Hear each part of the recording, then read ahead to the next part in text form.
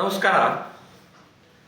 ನಿನ್ನೆ ಬೆಳಗಾವಿಯ ಚಳಿಗಾಲ ಅಧಿವೇಶನದ ಕೊನೆಯ ದಿನ.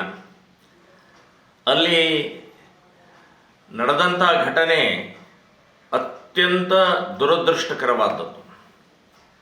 ಒಬ್ಬ MLC, ಜವಾಬ್ದಾರಿ ಇರುವಂಥ ಒಬ್ಬ ವ್ಯಕ್ತಿ, ಸಂವಿಧಾನಿಕವಾದಂಥ ಒಬ್ಬ ವ್ಯಕ್ತಿಗೆ ಕಾನೂನು ಬಾಹಿರವಾಗಿ, ಅಲ್ಲಿ ಯಾವುದೇ ಕಾನೂನನ್ನು ಪಾಲಿಸಿಲ್ಲ.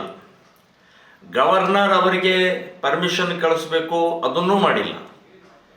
ಅಲ್ಲಿಯ ಸಭಾಪತಿಗಳಿಗೆ ಅನುಮತಿ ಕೇಳಬೇಕು, ಅದನ್ನೂ ಮಾಡಿಲ್ಲ. ಮತ್ತು ಇವರು CT ರವಿಯವರು MLC ಅವರು ಬಹಳ ಸ್ಪಷ್ಟವಾಗಿ ಹೇಳ್ತಾ ಇದ್ದಾರೆ, ನಾನು ಆ ಶಬ್ದವನ್ನು ಬಳಸಿಲ್ಲ ಅನ್ನುವಂಥದ್ದು ಹೇಳ್ತಾ ಇದ್ದಾರೆ. ಒಂದು ಹತಾಶೆ ಮನೋಭಾವನೆಯಿಂದ ಅದನ್ನು ಹೇಳಿದ್ದಾರೆ ಅಂತನ್ನುವಂಥ ಹೇಳಿದ್ದಾರೆ. ಅದನ್ನೇ ಇವತ್ತು ಬಹಳ ಕೆಟ್ಟ ಪದಗಳಿಂದ ನನಗೆ ಅಪಾದನೆ ಮಾಡಿದರು, ನನಗೆ ಬೈದರು ಅಂತನ್ನುವಂಥದ್ದು ಸನ್ಮಾನ್ಯ ಲಕ್ಷ್ಮೀ ಹೆಬ್ಬಾಳ್ಕರ್ ಅವರು ಹೇಳ್ತಾ ಇದ್ದಾರೆ. ಸೊ ಇದಕ್ಕೆ ಯಾವುದೂ ಆಧಾರ ಇಲ್ಲ.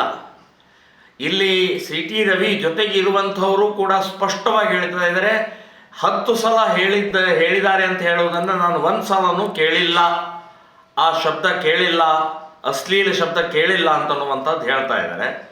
ಆದರೆ ಲಕ್ಷ್ಮೀ ಹೆಬ್ಬಾಳ್ಕರ್ ಕಾಂಗ್ರೆಸ್ನವರು ಒಂದು 3-4 ಜನ ನಾನು ಕೇಳಿದ್ದೀನಿ ಅಂದರೆ ಇದೆಲ್ಲವೂ ಕೂಡ ಪ್ರೀಪ್ಲ್ಯಾನ್, ಒಂದು ಪೂರ್ವ ಯೋಜಿತವಾದಂಥ ಷಡ್ಯಂತ್ರ ಇದೆ.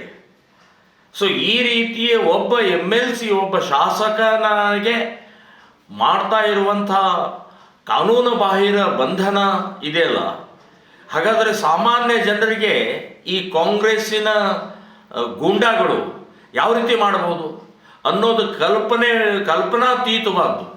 ಸೊ ಸಾಮಾನ್ಯ ಜನ ಅಂತಂದರೆ ಕಾಲು ಕೆಳಗಡೆ ಕಸ ಇದ್ದ ಹಾಗೆ ಅಂತನ್ನುವಂಥದ್ದು ಈ ಘಟನೆಯಿಂದ ಸಿದ್ಧ ಆಗುತ್ತೆ.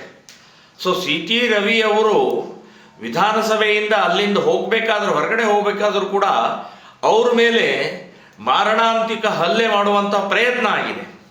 ಸೊ ಅವರು ಒಳಗಡೆ ಹೇಗೆ ಬಂದರು, ಅವರನ್ನು ಒಳಗಡೆ ಯಾರು ಬಿಟ್ಟರು, ಒಳಗಡೆ ಹೇಗೆ ಪ್ರವೇಶ ಮಾಡಿದರು?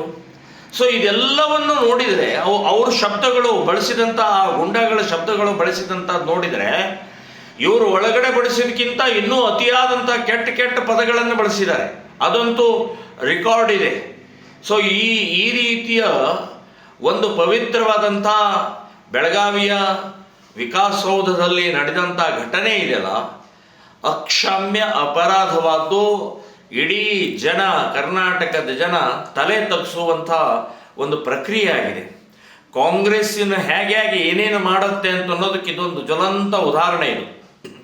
ಸೊ ಈ ಹಿನ್ನೆಲೆಯಲ್ಲಿ ನಾನು ಕರ್ನಾಟಕದ ಸರ್ಕಾರಕ್ಕೆ ಆಗ್ರಹ ಮಾಡೋದು, ಇದು ಮಾಡಿದಂತಹ ಕೃತ್ಯಕ್ಕೆ ಜನ ನಿಮ್ಮನ್ನು ಚೀತು ಅಂತ ಇದ್ದಾರೆ. ಒಬ್ಬ MLCಗೆ ಈ ರೀತಿ ನಡ್ಕೊಳ್ತಾರೆ, ಇನ್ನು ಸಾಮಾನ್ಯ ಜನರ ಕಥೆ ಏನು ಅನ್ನುವಂಥ ದೊಡ್ಡ ಪ್ರಶ್ನೆ ಸಾಮಾನ್ಯ ಜನರ ಮುಂದೆ ನಿಂತಿದೆ. ಇನ್ನು ಬಂಧನ ಮಾಡಿ ಖಾನಾಪುರ ಪೊಲೀಸ್ ಸ್ಟೇಷನ್ದಲ್ಲಿ ತೊಗೊಂಡು ಹೋದಂಥ ಸಮಯದಲ್ಲಿ ಅಲ್ಲಿ ಅಡ್ವೊಕೇಟ್ ಬಂದಿದ್ದಾರೆ. ಸೊ ಅಡ್ವೊಕೇಟ್ ಕೂಡ ಭೇಟಿ ಕೊಟ್ಟಿಲ್ಲ. ಇದು ಕಾನೂನು ಬಾಹಿರನೇ. ಯಾರೇ ಇರಲಿ, ವಕೀಲರಿಗೆ, ಅಡ್ವೊಕೇಟ್ಗೆ ಭೇಟಿಗೆ ಅವಕಾಶ ಕೊಡಬೇಕು ಅಂತುವಂಥದ್ದು ಸುಪ್ರೀಂ ಕೋರ್ಟಿನ ಆರ್ಡರ್ ಇದೆ, ಅದನ್ನೂ ಉಲ್ಲಂಘಿಸಿದ್ದಾರೆ. ಅಂದರೆ ಇದೆಲ್ಲವೂ ಕೂಡ ಪೂರ್ವ ಯೋಜಿತವಾದಂಥ ಒಂದು ದೊಡ್ಡ ಷಡ್ಯಂತ್ರ ನಡೆದಿದೆ. ಇದನ್ನು ನಾನು ಖಂಡಿಸ್ತಾ ಇದ್ದೀನಿ, ವಿರೋಧಿಸ್ತಾ ಇದ್ದೀನಿ.